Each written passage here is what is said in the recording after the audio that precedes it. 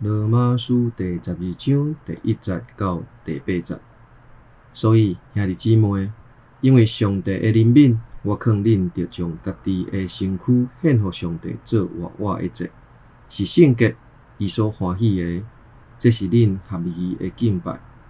毋通互世俗同化，颠倒着互上帝甲恁改造，心智得到更新，互恁通辨别什么是上帝所欢喜、看做好、佮完全的旨意。靠上帝予我的恩赐，我对恁逐个人讲，毋通将家己看伤悬，着将上帝赐予恁逐个人信心的分量慎重评价家己。亲像一个身躯有真侪肢体，逐个肢体各有无相像的功能。虽然咱有真侪人，毋过伫基督的是一体，互相做肢体。